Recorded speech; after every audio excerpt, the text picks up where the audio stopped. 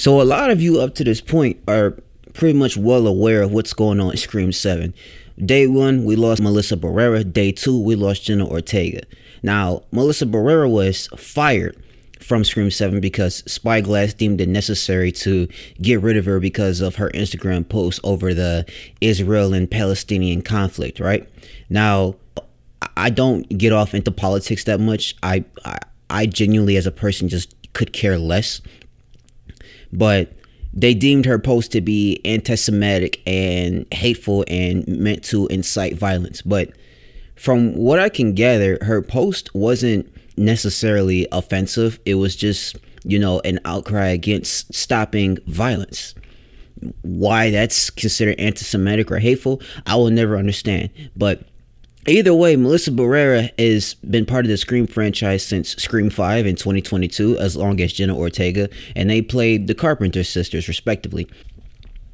Just a day after Melissa Barrera was fired, news comes out that Jenna Ortega has officially walked from the project due to scheduling conflicts to Wednesday season 2. Now, some of us can kind of see right through that. You know, a lot of us believe that she left in support of Melissa Barrera. And let's be honest, they could do that. She was not contractually obligated to stay on Scream 7 because Melissa Barrera and Jenna Ortega, as far as I know, didn't have contracts for the 7th Scream movie. So, in essence, new salaries, new wages, everything was up to be renegotiated. And it's very possible that Spyglass just didn't want to pay them what they were owed. They didn't want to pay Nev, so they got rid of her. Melissa Barrera, they probably didn't want to pay her, so it's possible that they probably just found an excuse to get rid of her over something she said on an Instagram post, so they got rid of her. And Jenna Ortega saw the white in the row, and she said, you know what, you did them like that, you're not going to do me like that, so I'm going to get ghost before y'all can ghost me. Now, was Spyglass necessarily right to fire her? There's two ways to look at this. Here's one way to look at it. When you're running a business, your employer always tells the employee, anytime you're speaking with the customer, never engage the customer in conversations about politics. Why?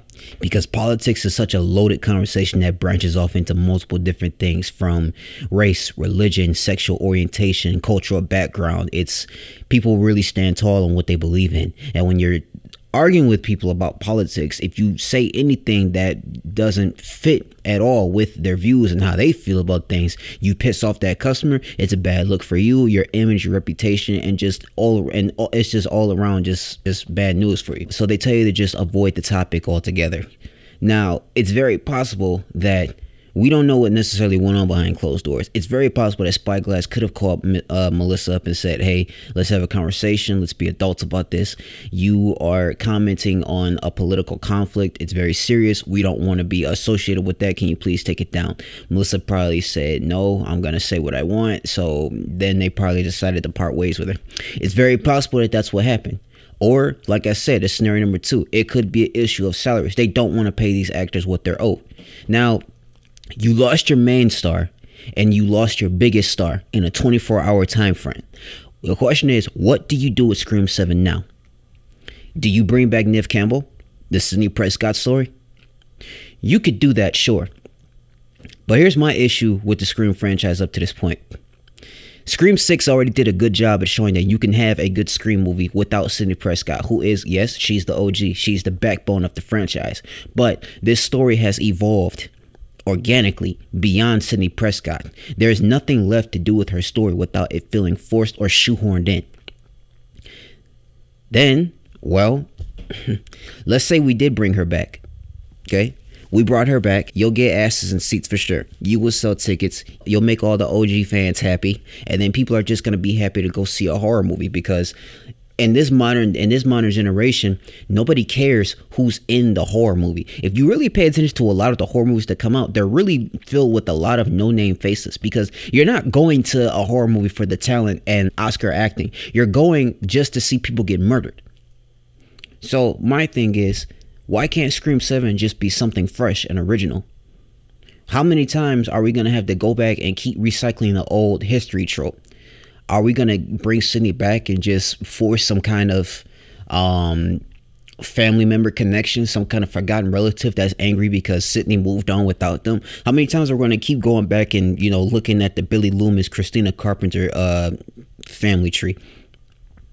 Can we just can we just let that rest and just let Scream 7 be its own thing?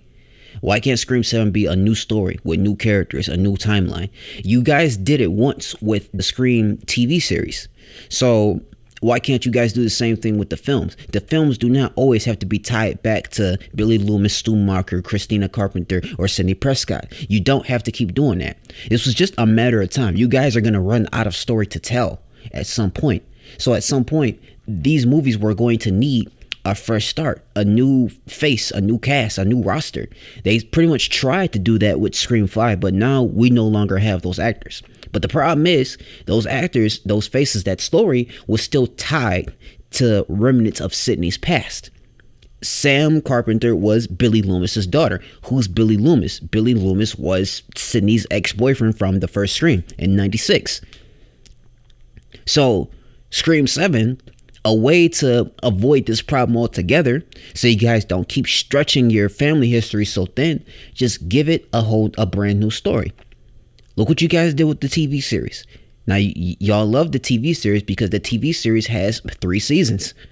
You have to love a show to some degree for it to have 3 seasons. So just let Scream 7 be its own thing, so that way you guys can have that wiggle room. You have that time to breathe. You guys can still keep all the same tropes that make Scream. You guys can have a few plot threads that kind of mirror the, original trilogy, or, or the first, 6 films. You guys can do that. Still keep some of the threads that, make Scream. With talks about movies and requels and reboots and sequels and things of that nature. Keep all those, of course, because that is Scream. But if you guys start fresh, I guarantee you will have a lot more longevity in your franchise instead of trying to go back and recycle family history. You will, I promise you. It just makes more sense, and you guys can get at least another good 5 or 6 movies out of that because you have a fresh story.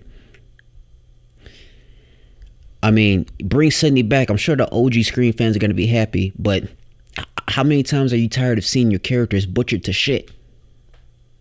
See, Neve Campbell served almost no purpose in Scream 5 other than just to hand the torch over to Sam Carpenter. She didn't serve that much of a purpose. And then Gail Weathers was in Scream 6. You can tell Courtney was there just because she wanted a paycheck. She had one scene. It was a badass scene, yes, but you could tell she was there because she had nothing to do. Those are just my thoughts. I really think that Scream 7 is an opportunity to go in a fresh direction and really breathe some new life into this franchise, because at this point, they're really starting to stretch it thin and run it into the ground.